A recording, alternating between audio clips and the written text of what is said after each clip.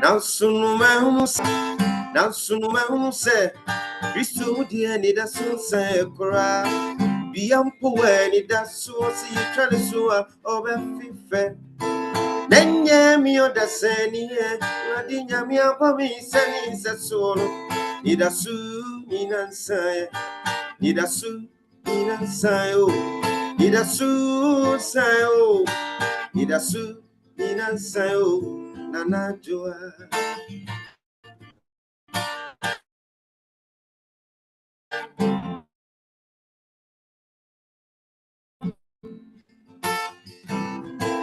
And yet the Amadrini to Mrs. Sue, and yet the Amity, and yet the Amadrini to Mrs. Sue. That dear Mattia Ferra didn't change, and no name did we want to sew. That dear Mattia Ferra didn't change, and no name did me rush a moon. Biddy many mini shadia, into me contra diam. Biddy Martinelli shadia, into me contra diam. Biddy Giddy anywhere, dear, a contra diam between na, and no mercy say coining. Gonim dio chao, and mercy say coining. Need a sunina answer.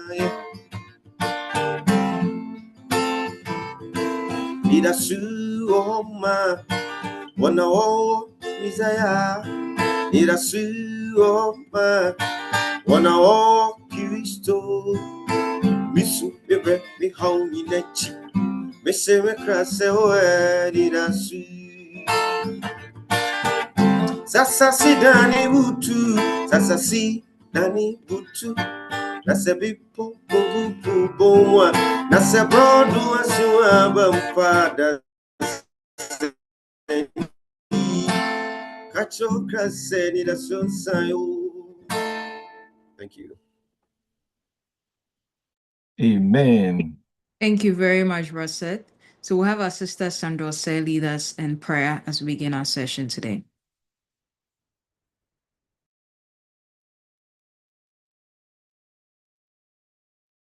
Agirifo mmemme mpae. Israel nyame enanwumre so madawas. Yeyiwa ye kanfo hye wanimunya wo hweso pa ene wo bambo. Eja ye wadom ne wo humobro na ade abehia mu se ba akofo ma. Don mu na yeja okasamafo ehye wonsa. Senam no so na yehu abode hia ehia ne sedia efe sedia sitie. Eja bra wa ba we bekasai. Mane kasancha odwen akoma bia e wo line so. Eja from bedi dwuma nyina nso hye wonsa. Se Israel nyame kasafa wo mu ekire wo manwumre. Mayente wonka, mayente woni anwumre. Wodoba Jesus Christ demu. Amen. Amen. Thank you, Sister Sandra, for leading us in our prayer. So today I have the privilege of introducing our speaker for the day. For today, our topic is cataracts. And our speaker... I feel like I is an airborne animal.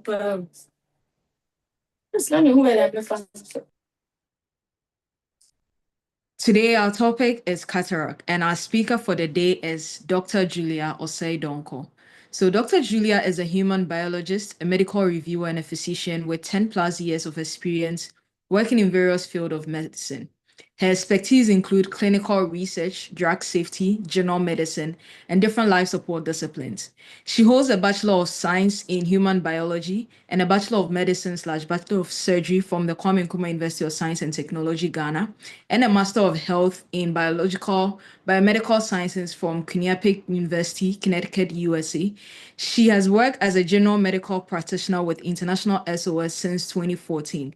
She has also worked at UMass Chen Medical School as a translational researcher and is currently an assistant professor of medical science at the Frank Netter School of Medicine at Quinnipiac University. And so today we are privileged to have Dr. Julia Osei Donko in our midst. So we're going to listen to our theme song, and afterwards the voice you hear next will be our very own Dr. Julia Osei Donko.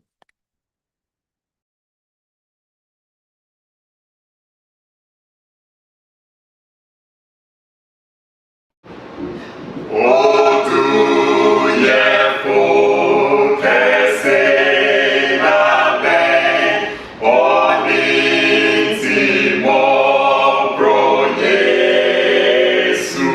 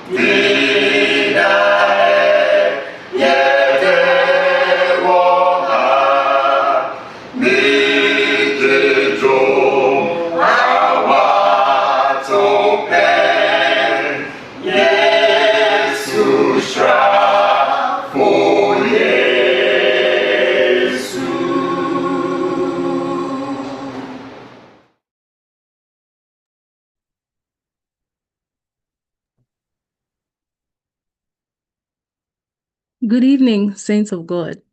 I hope you can hear me. Yes, we can. Thank you very much. I want to take this opportunity to thank the leadership of the Albany Ghanaian SDA Church for giving me this opportunity to discuss on the gifts of sight, especially as we have moved from glaucoma over the week to eye emergencies, and also to what COVID-19 did to our digital lives and its effect on our vision. And today we are going to talk about cataracts. So I want to thank the leadership for this opportunity to discuss this disease with the church and to everyone at large. I also want to thank Assistant Anajwa for that introduction, and our brother Seth for that rendition, as well as our sister Sandra, who led us through prayers. And before I move on, I would like to share my screen, if you would permit me, and somebody should tell me if they can see my screen.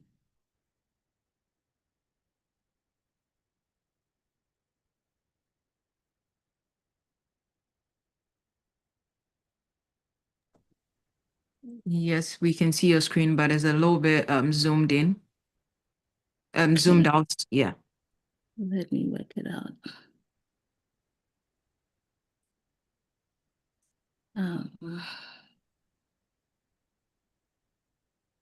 Please permit me as I work this out.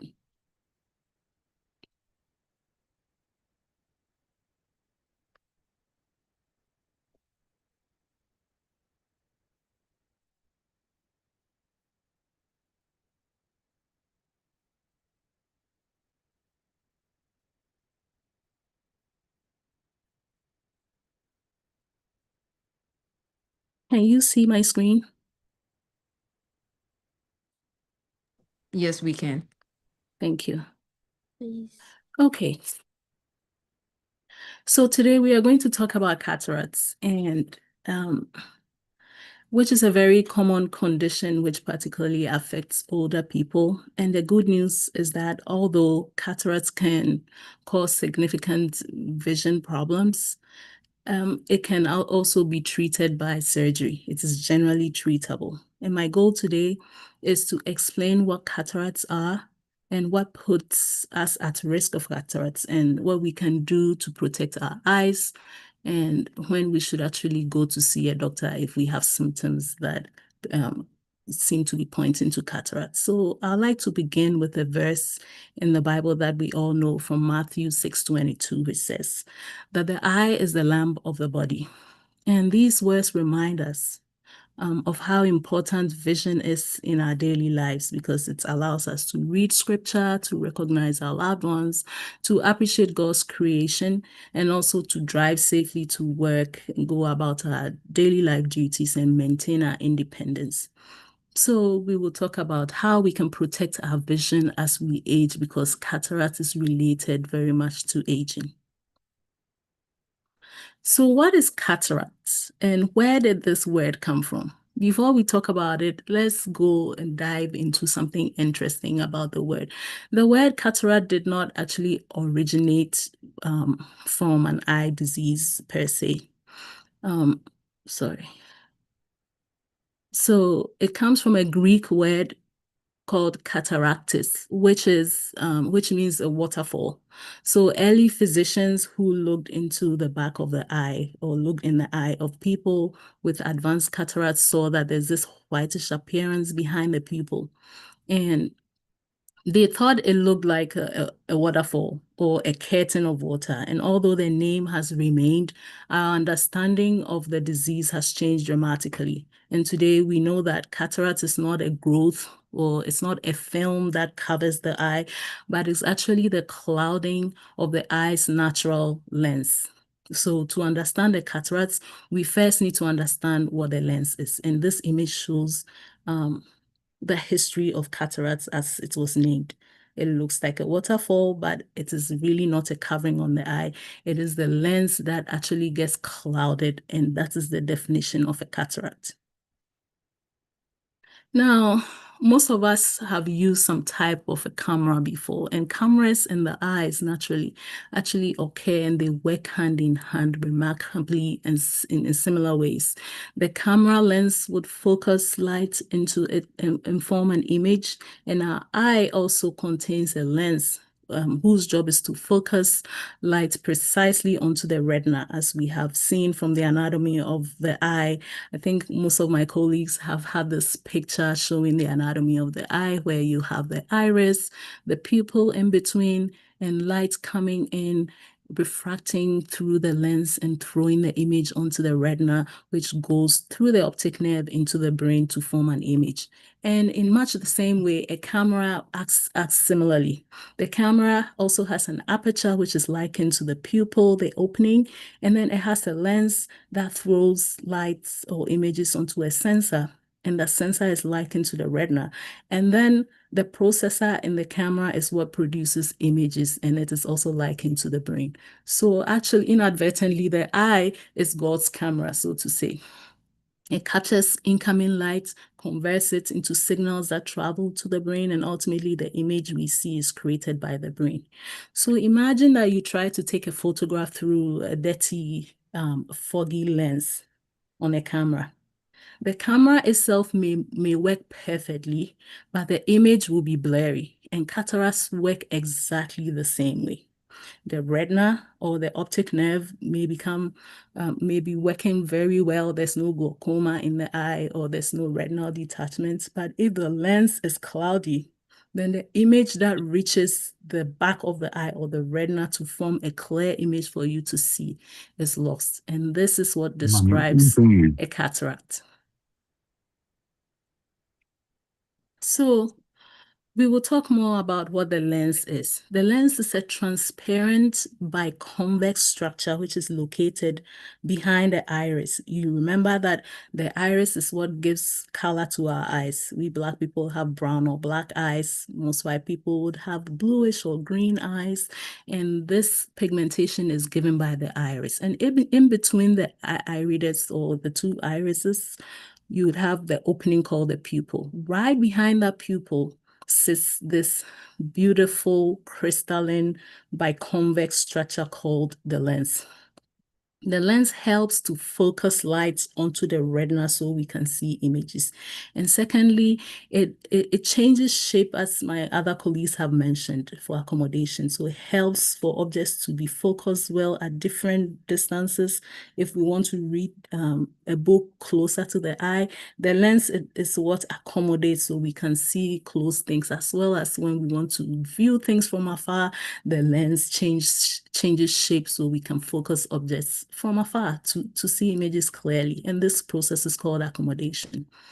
But one fascinating feature of the lens is that it does not contain blood vessels. So imagine that most of the tissues of the body have blood supply to it, right? But God, in his own doing, has made the lens so transparent such that it has no blood vessels running through. Because imagine if we wanted to have a glass looking very crystal clear, then we wouldn't want to have blood vessels and colors of blood running through it to obstruct the view. So naturally, God has created the lens in such a way that it is crystalline, it is clear, it has no blood supply. And the lens also, it also has an enclosed capsule. It's enclosed in a capsule, and just beneath that capsule anteriorly, we have these anterior cells that secrete, the epithelial cells secrete the fibers or proteins that make up the lens. So we are talking about what the lens is. We are looking at the anatomy of the lens. The epithelial cells continue over time to generate new lens fibers throughout life.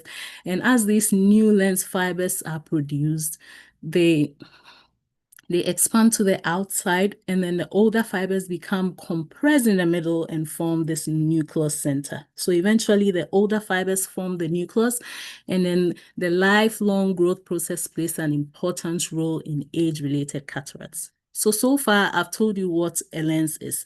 A lens is just like a biological glass. It sits right behind the pupils. It is crystalline, it is clear, it's transparent, it's also flexible so that it can accommodate our vision. It's avascular, meaning that it has no blood vessels, and it has very good components that keeps it transparent. So we talked about the capsule, the anterior epithelium, the cortex, the nucleus, and then the lens fibers. We will go on to talk more about how nature or God made the lens crystal clear so that we can see clearly. And so I have asked the question, how does a living lens stay transparent? How is it that some people would have a transparent lens and others would not have a transparent lens? The lens is one of the most remarkable structures in the human body. It contains an extraordinarily high concentration of proteins, and yet it remains transparent for decades. So transparency will depend on several adaptations of the anatomy that we've talked about. If we look at a mature lens, if we look at the cells of a mature lens, they do not have nuclei or mitochondria or organelles that make a cell dense. As the lens fibers are growing and developing, they evict or remove the organelles so that they stay crystal clear. And this is an adaptation that is given by God, making the lens so clear and crystally clear to be transparent for transmission of vision. These structures would also otherwise, if we had so many organelles in the lens, we will notice that if light falls onto the lens, these cells will just scatter light around, and images that will throw back onto the retina will not be in a straight line, and we cannot see clearly. If you can look at my image here, you see that the lens fibers are also arranged in this extremely precise and orderly manner. Just like the God that we serve, right? Everything is precisely and orderly mannered. And the proteins within these fibers are called crystallins. We have the alpha crystallins, the beta crystallins, and the gamma crystallins that make up the protein structure of the lens. And one of the most important is the alpha crystallins, because they function to be like a chaperone in the eye that prevents damaged proteins from sticking together and forming clumps that cause cataracts. So the lens is naturally beautifully made to be transparent. Additionally, the lens also contains some antioxidant defenses. And over time, we have talked about oxidative stress that causes a lot of these eye diseases. And cataracts development is biochemically from these oxidation or oxidative stress that also causes glaucoma, as has been mentioned before. This same oxidative stress can cause cataracts. And naturally, God has made the lens in such a way that it has antioxidant defenses, one of which is glutathione, which protects against oxidative injury. And then finally, the lens also has these homeostatic structures like aquaporins, specialized gap junctions in the cells, which is all there to prevent opening of the structure of the lens for sugars or sorbitol or oxidative stress, or even excess water that clumps inside to cause cataracts. So this is just to show you that we need a transparent lens to be able to form images in the back of our eyes. And cataracts is actually just a dysfunction of all these homeostatic structures that I have mentioned. And if this happens, the lens becomes clumped, there is clouding, and it forms cataracts, and eventually images fail to form on the retina. So we have just learned that the lens stays transparent because of these extraordinary biological organizations. But unfortunately, that organization does not last forever.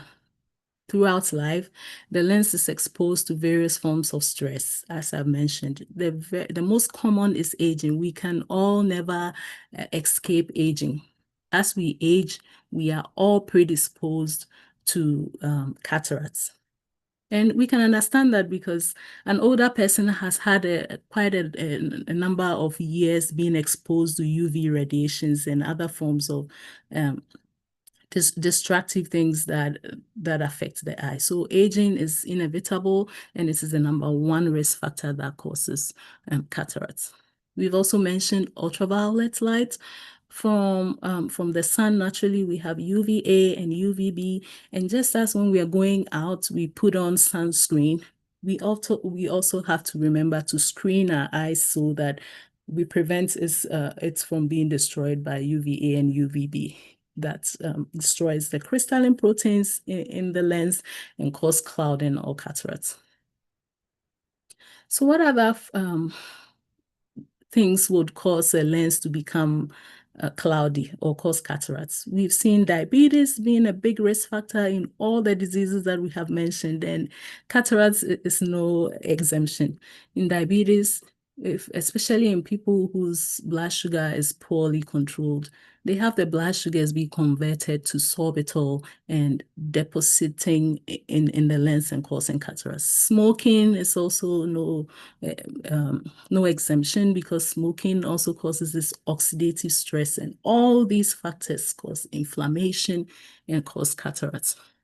There are other medications that also cause cataracts, and particularly in people who take high dose corticosteroids. We have mentioned that steroids are good for inflammatory diseases and also for people who have gone through cancer, or people who have had like organ transplantation, like kidney transplantation. They need to be given high doses of steroids so that their body does not reject the organs that have been transplanted into them. But inadvertently, they may develop cataracts because of this high dose, long-term exposure to these steroids. And other anti-cancer drugs can also cause cataracts. And finally, we have environmental factors like heat and other radiation from X-rays can all cause this oxidative damage, which end up destroying the proteins in the lens. The crystalline proteins that were perfectly organized begin to undergo structural changes, and some become oxidized, and then they unfold and they become chemically modified. And eventually, these proteins begin to stick together and form aggregates and then eventually develop cataracts. So from all that I'm saying, you can imagine that cataracts doesn't come suddenly. It is a gradual process that comes from increased exposure to oxidative stress, from whether it is smoking, secondhand smoking, diabetes, which is more metabolic, from the inevitable aging, as well as UV light and other metabolic causes. And so we have to know our risks and take care of ourselves as far as cataracts development is concerned. Now we have seen what cataracts is about, where it came from, what it affects, which is the lens in the eye. We've also seen how it presents in other people because of their risk. And now we will look at how we will classify cataracts, because different people present differently and they have different symptoms, and we have to know how cataracts is classified. So cataracts is typically classified according to first their location. So this clumping, this whitening, in tree we call it ete. You see, ete, so this is what cataracts is about. And there are different kinds of this clumping or ete. It can either be seen right in the center of the lens where the nucleus is, or it can be seen in the periphery, or it can also be seen behind it.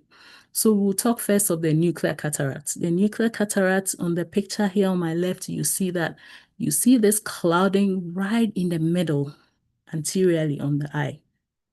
And it's the most common one that is associated with aging.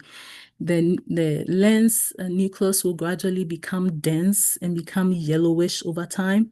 And one interesting feature is called a second sight, or in medicine we call it a myopic shift, where an old person who is myopic or is short-sighted, who has been used to his glasses for a long time, one day suddenly says, "Wow, I took off my glasses and I can see even clearer than using my glasses." It's like they just had a second sight. This really will describe a possible development of the nuclear type of cataracts, because cataracts doesn't only reduce vision by scattering. It can also worsen myopia or even make myopia look like it's getting better. And so if somebody presents this way, it is time for them to go see their doctor so that they are investigated for cataracts. The second type is the cortical cataract. And this cortical cataract occurs in the cortex of the lens. So as you can see, the speckles here are in the periphery of the lens. And they appear like spoke-like opacities that radiate outward from the center. And these cataracts will scatter light significantly and frequently produce a glare, or especially when someone is driving at night and they say, I can't stand the headlights anymore. When you realize that you cannot stand driving at night anymore because of this huge glare, and you can't stand the headlights anymore, it is possible that you are developing the cortical type of cataract and you need to be examined. The last type of cataract is the posterior subcapsular cataract, and that one forms right behind it. It's small, but it is the most dangerous because it is getting to the retina. It is actually in the way of the visual cortex. So even though they may look relatively small, they cause a substantial visual symptoms because they lie directly in the visual axis. So patients will usually report reading difficulty, seeing speckles of light or halos around lights, and a disproportionate poor vision in bright environments. So understanding the location of this kind of cataract will also help eye or physicians know which type of cataract is being developed and how people should seek healthcare when they have these symptoms. So apart from the location of the cataracts are also classified according to the cause of the cataract. And the prime one is the age-related type.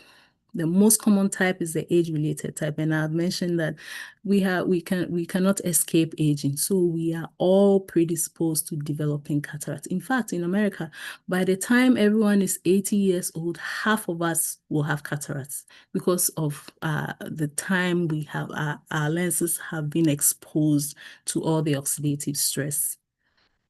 And it occurs gradually over time and accounts for the majority of cataracts worldwide. Secondly, we have the congenital type or the developmental type, and this occurs in infants or children. So they present at birth and they develop throughout infancy. And these are especially important because they interfere with the visual development. In children, by 2 to 4 months, their retina, especially the foveal part of the retina, is being developed. And how children develop their visual cortexes is that they have to have a clear image that transmits through the lens onto the retina. If the lens is blocking that clear image to be formed onto the retina, these children do not develop the back of the eye, or the visual cortex. It's not developed. And so in children, it is even more dangerous in children than in adults, because for adults, you have already developed a visual cortex. And so a cataract is only secondarily limiting your vision. But in children, it is not only limiting their vision, but destroying their visual cortex from being formed and actually causing blindness in children. Another form or cause of cataracts is trauma. Trauma, having a blunt injury to your eye or penetrating injury to your eye can also cause cataracts, because imagine that the iris keeps tapping on your lens over and over again and releasing its pigmented proteins into the lens, and the lens reacting by also producing inflammatory cells. All these react with the crystallines and they form crystallization of proteins in the lens, and then the lens will secondarily become a cataract. Another cause of cataract is the secondary cataract. And by this, we mean that somebody has a disease and that disease has caused or predisposed the person to have cataracts. And the primary disease we have always mentioned is diabetes. Diabetes causes cataracts. Other forms are chronic uveitis, as well as other retinal diseases. Even glaucoma can have a secondary cause of cataracts. Now, another cause we have mentioned is drug-induced cataracts. As I've mentioned, long-term use of corticosteroids can cause cataracts, and other environmental exposures like radiation. There are two types of radiation. We have the non-ionizing radiation we see in MRIs, and then the most dangerous one is the ionizing radiation. UVA, UVB are all ionizing radiations, as well as X-rays or rays from CT scans. They are all like they damage the lens. And if you are someone who works in a radiation environment where you are exposed to high doses of X-rays, you should be getting your eyes checked regularly so you can rule out cataracts. Heat is also another one. High exposure to heat, especially with people who work in like steel companies or iron companies where they are blasting of iron with high heat content, are predisposed to damages to the proteins in the lens, and then this will eventually cause cataracts. We mentioned congenital cataracts. I said that in children, it is most dangerous because unlike adults, children have their vision being developed, and during the first few months of life, the fovea, the retina, the visual cortex, even the focusing system behind the eye is now maturing, and this requires clear images to develop normally. So if a cataract is blocking the visual input in the eye, the children develop something we call a lazy eye. And the lazy eye means that that part of the eye, behind the eye, the visual cortex, doesn't form, and it leads to blindness. So if you shine a light onto the eyes of a child, you should see this red reflex. The normal reflex is a red reflex. But if it is white, then it probably means that it is a cataract and it needs prompt attention. It needs to be removed so the child doesn't lose the visual cortex behind the lens. And some of the causes of a child getting congenital cataract is that they may be born with it. They may have some inborn errors of metabolism like galactosemia. Some mothers may also have certain illnesses during pregnancy that will be reflected in their fetus or their child when they are born, like mothers who lack vitamin D during pregnancy can have their children being born with cataracts. And congenital rubella, among others, can also cause children to be born with cataracts. So now we understand what cataracts are. The next question we will ask is, how common are cataracts? How common are they? The cataracts actually remain one of the leading causes of blindness and visual impairment worldwide. And millions of people are affected by cataracts, and the numbers continue to increase as we age. In the US, cataracts are extremely common. Actually, more than half of Americans will develop cataracts by age 80. And fortunately, cataract surgery is highly effective. It's performed millions of times every year. And these statistics remind us that cataracts are not a rare condition. They are something most of us or our loved ones will eventually encounter. And just to also mention with the statistics, we would see that if we compare in the US population, if we compare blacks and whites, more whites are actually have a higher prevalence of cataracts than blacks. But the disparity is our attitude towards surgery or attitude towards seeking healthcare or access to healthcare, because the white population may probably have better access to healthcare, or they have a better health-seeking attitude towards healthcare. The numbers seem like there's a higher prevalence of cataracts in blacks, but it's actually the opposite. White people are more predisposed to cataracts than blacks. Now we have discussed how cataracts develop at the molecular level. My next question is, why is it that some people develop cataracts earlier or more rapidly than others? Why is it that somebody, maybe you have a grandmother and a grandfather, why is that granddad has cataracts and grandma never developed it? There are several risk factors that accelerate the same underlying process of lens damage. We've mentioned ultraviolet light, especially UVB. And that exposure constitutes that oxidative damage to lens proteins. So if we are all exposed to the sun and the bad rays, which is the UVB or UVA, how do we curtail it? We have to wear UV blocking sunglasses, just like we put sunscreen on our skin. We have to wear UV blocking sunglasses. The sunglasses you wear shouldn't be just any form of sunglasses. Make sure that the sunglasses you buy are blocking UV lights, because that is what is detrimental to the lens. And we should also think about wearing a wide-brimmed hat. Wide-brimmed hats prevent the sun rays from directly entering the lens.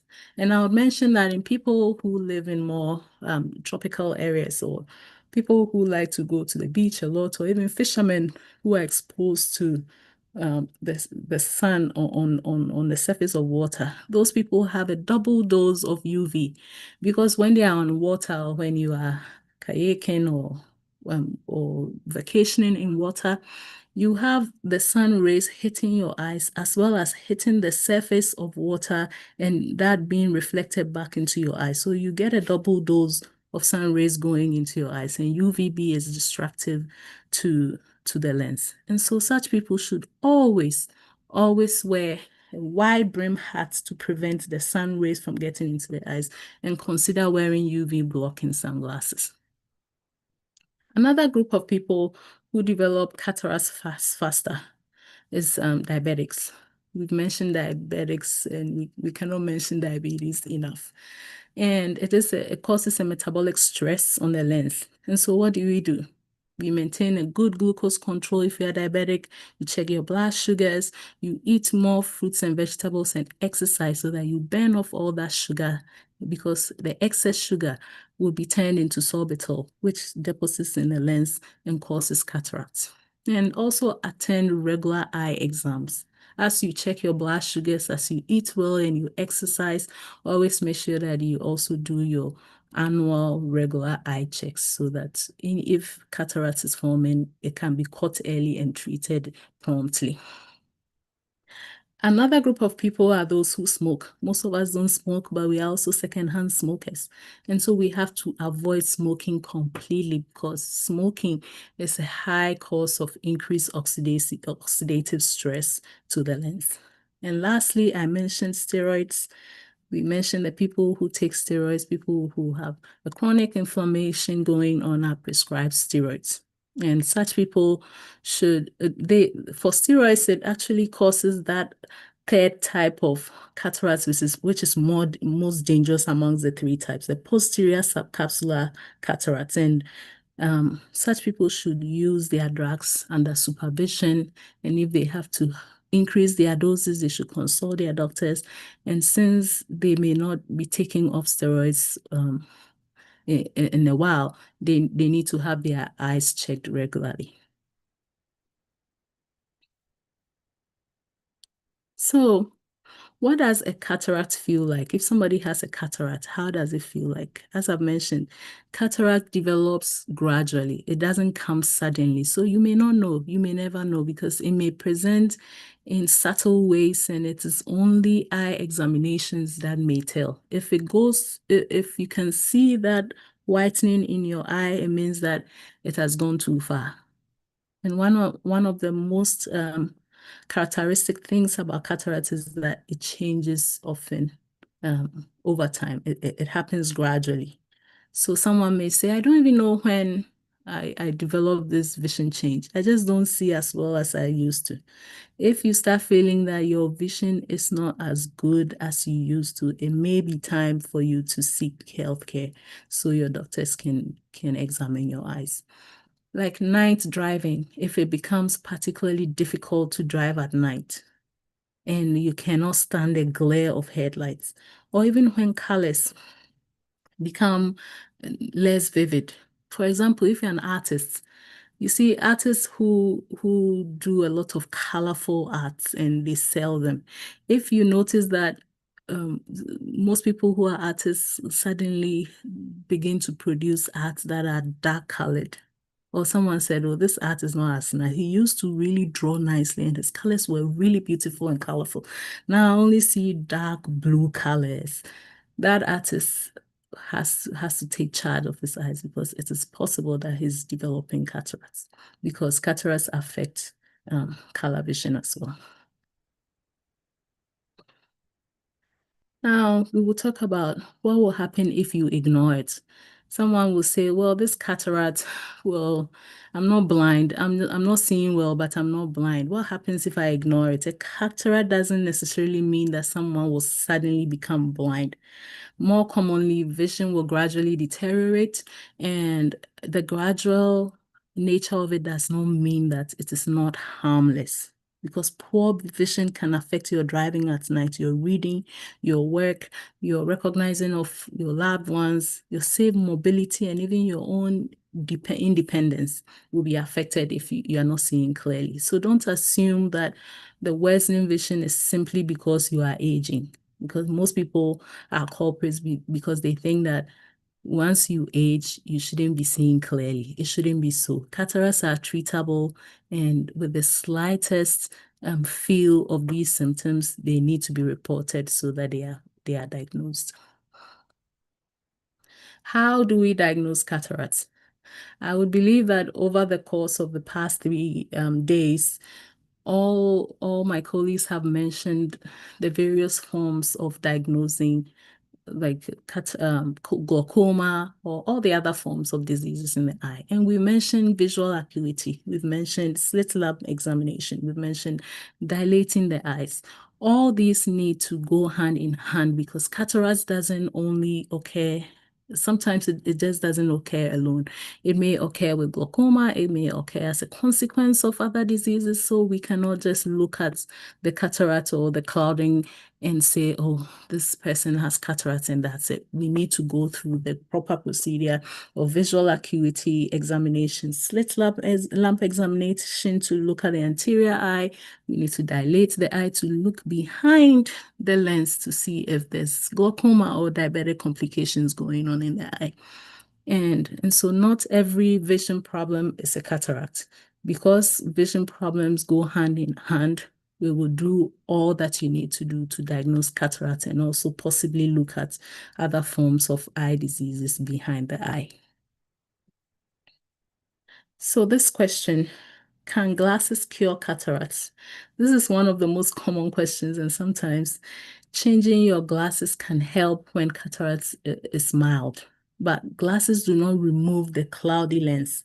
When a cataract becomes significant enough to interfere with your daily activities and quality of life, it is cataract surgery that is the definitive treatment. And I would also want to mention that one of the symptoms of cataract is that you see that your prescription lenses keep changing too much over time. Usually they'll say maybe you should come every 2 years to have it reviewed. But if you notice that maybe within 6 months you can't see clearly, you go and then your glasses are changed or your prescriptions are being changed too quickly over time, it is a possible sign of development of cataracts. And I've mentioned that the most definitive treatment of cataract is cataract surgery. So what happens during cataract surgery? During cataract surgery, the cloudy natural lens will be removed and replaced with an artificial lens we call the intraocular lens. The procedure is actually done by 2 main approaches: the traditional surgery, which is the phacoemulsification, or the laser-assisted cataract surgery. They all work the same. They work by doing an incision on the cornea for the traditional one, or using laser to create an incision in the eye, go into the lens, use ultrasound to crush the cloudy lens, and a suction probe to suction all the pieces of lens that has been cut into pieces. And then a new lens is fitted inside. And this is a very safe surgery. I know people have concerns about it and they shy away from it, but the question is, cataract surgery, is it safe at all? It is extremely common. It is generally very safe and successful. I will not give you the impression that the surgery is completely risk-free, because there might be complications, and these complications are probably 1 in 1,000. So like an infection of the eye, inflammation, some back of the eye complications like retinal complications, pressures in the eye, or even posterior capsule opacification can occur. But retinal surgery is generally very safe. And annually, we'd see more than 3.5 million people in the US undergo retinal surgery, or cataract surgery to remove a cataract lens.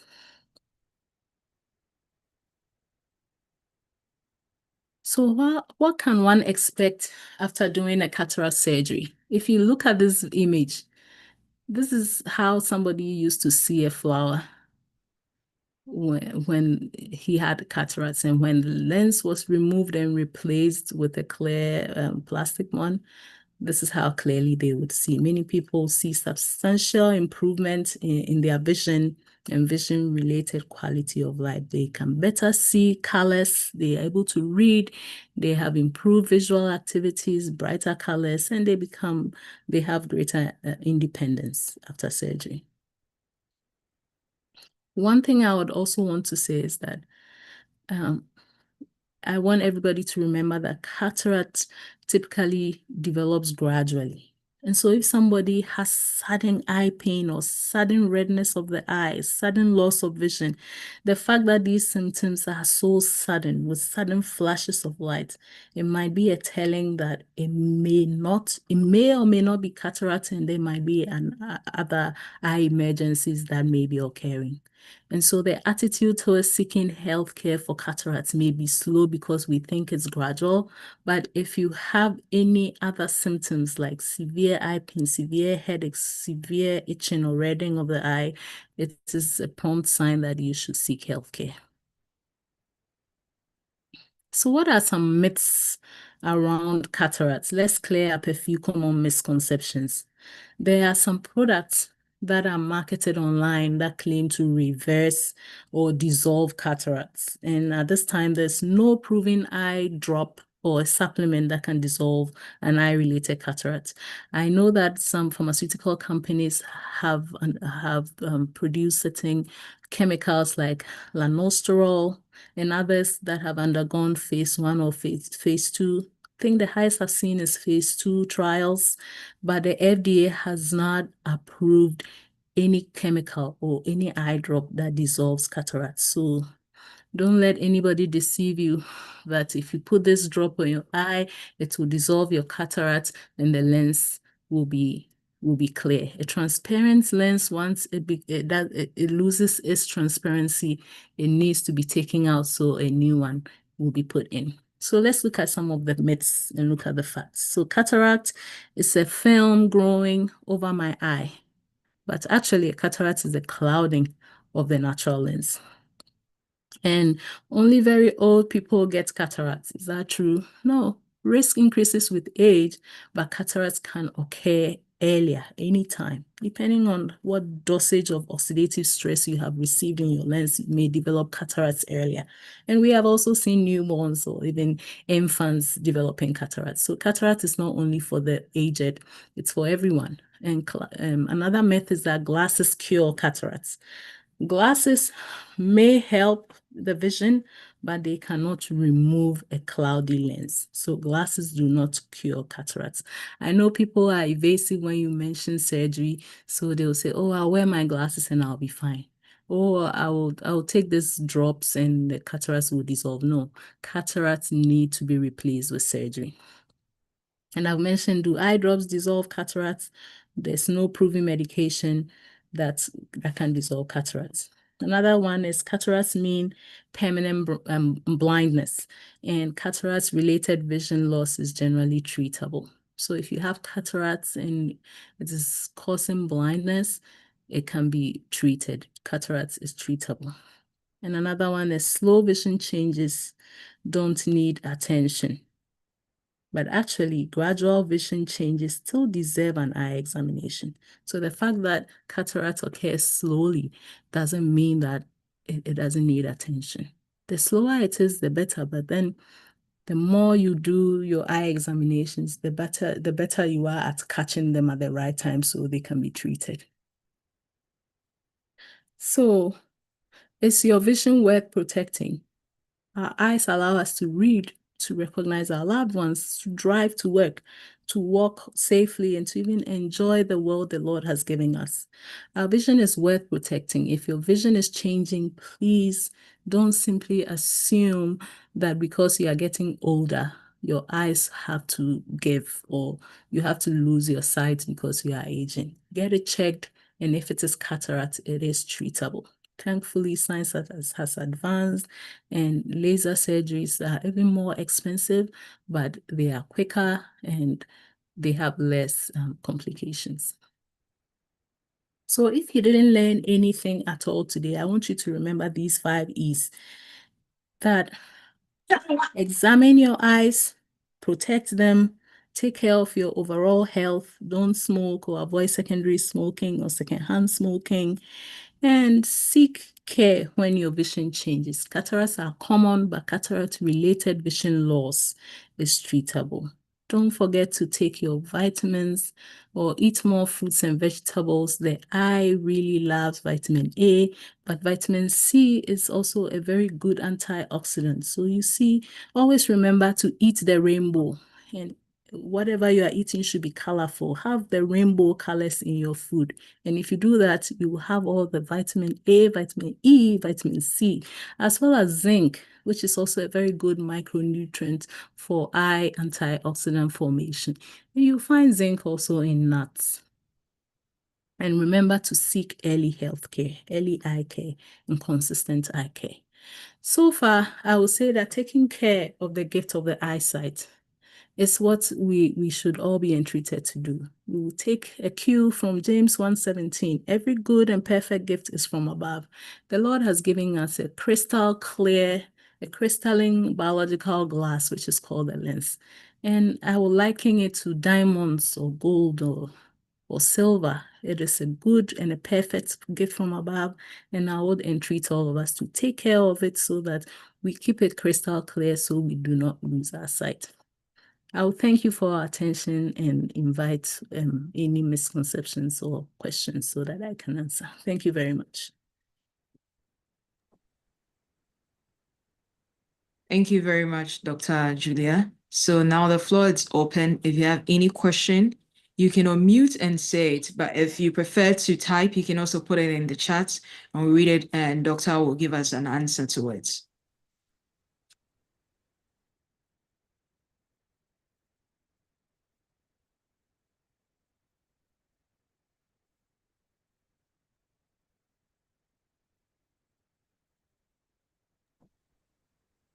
So we have the first question in the chat that says, Doc, please, is it okay to buy online glutamine pills from Amazon to help prevent cataract? And does using contact lenses predispose to cataract?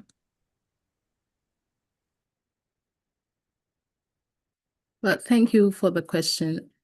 Did he say online glutathione? Yes, pills Okay. from Amazon. Pills. Well, I would, as my colleagues have said over time, the best antioxidant you can ever have is to eat healthy, eat fruits and vegetables.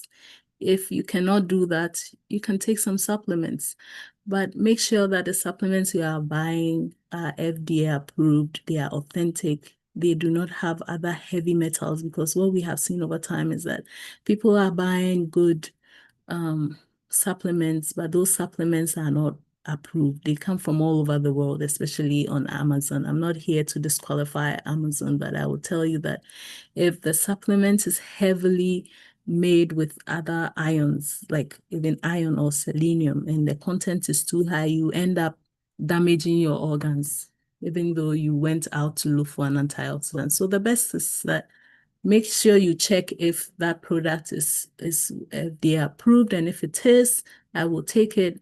But my best bet is that you eat the rainbow, eat more fruits and vegetables, exercise, and this will help with all that oxidative stress that affects the lens.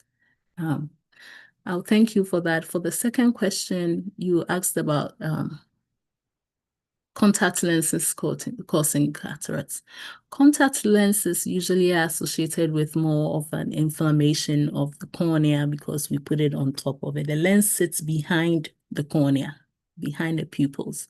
So contact lenses, if they are clear of infections, then they may not really cause cataracts. It is when they do cause infections, then the secondary cataract that I talked about would be a cause of this cataract. Yeah, but that's a good question. Thank you very much.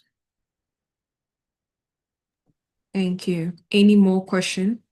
You can either put it in the chat or you can unmute and then ask your question. So there's another one which says, at what point or stage would a doctor prescribe surgery for cataract? Okay, so surgery for cataract will depend on a lot of factors. It will depend on the patient. If the patient has a risk factor like diabetes or even glaucoma or other eye diseases that accompany the cataract, or when the cataract has begun to cause blindness or affecting your visual cortex or affecting your daily living, like driving or reading. This will be a discussion between you and your doctor, and the appropriate time for the surgery can always be discussed. But the main concern is when it is blocking your visual cortex and when you cannot see. That one, we have to take it out.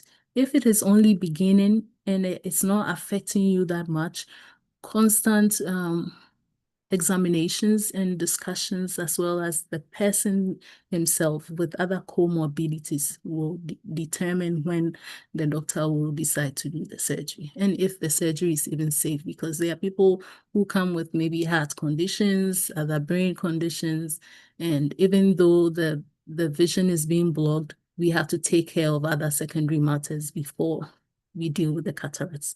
So there's no hard and set rule for the time for removal of cataracts. It all depends on the patient. Thank you. Thank you, Doc. Please, any more question? You can unmute and say it, or you can put it in the chat.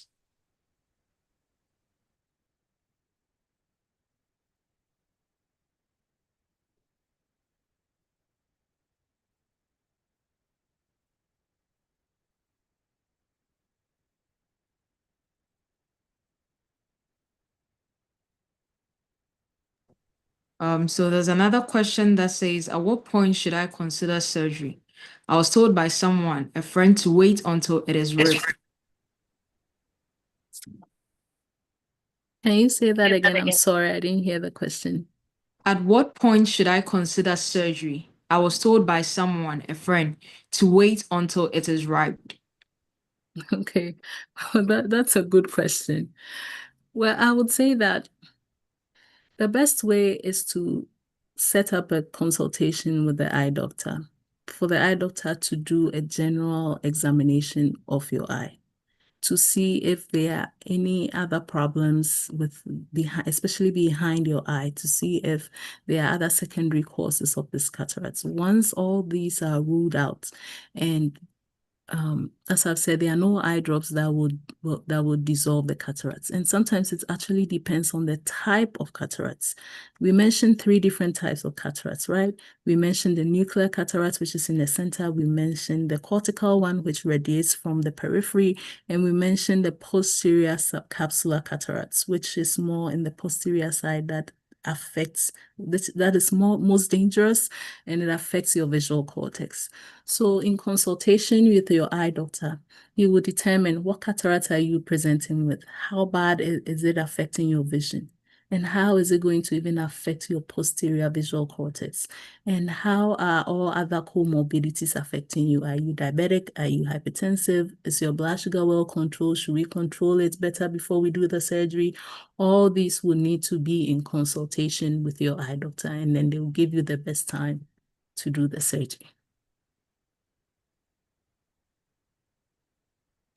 Thank you, Doc. Any more question? You can either put it in the chat or you can unmute and say it.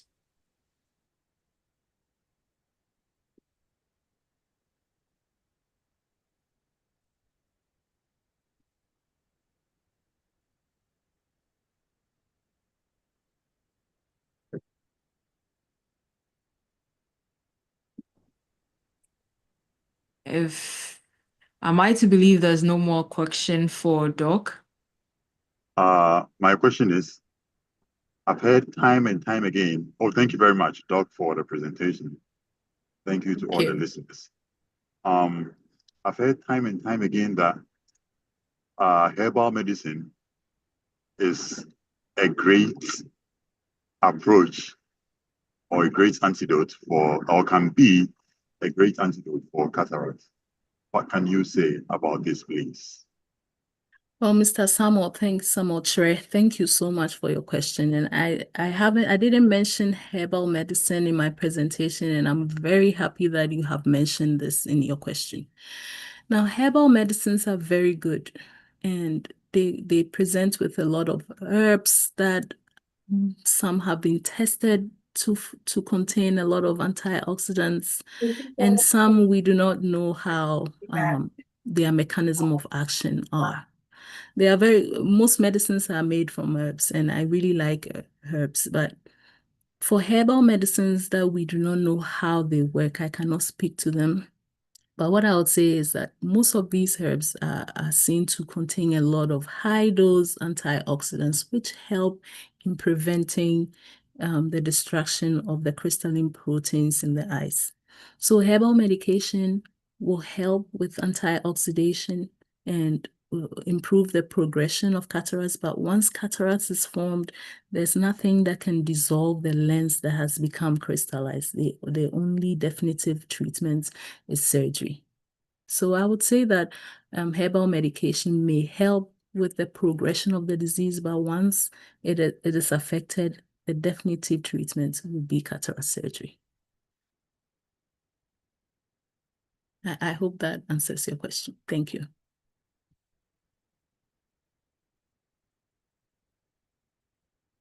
Doc, can I chip in here, please? Of course.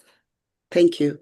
Mr. Samuel, thank you so much for your question. Like Doc said, our herbal medications are very good when we are able to ascertain what herbs were used to manufacture these medications. But please, if they are marketing them as eye drops, I will strongly advise, please do not put them into your eye, because we do not want to put in anything that can cause inflammation or infection. But if they come in the form of tablets or capsules, that is fine. But if they come in the form of eye drops, please, your safe bet will be to avoid them. Thank you. Thank you very much for that contribution, Dr. Ogbochi. Thank you very much. Any more question? At this point, I will assume there are none. And I believe Doc has done a good job explaining everything to us, so we don't have any more questions for her. And so we thank you very much for sharing your evening with us, and we thank all our guests for tuning in and to join us for this session. I will at this point hand over to Elder Kennedy to give us an announcement, of which our sister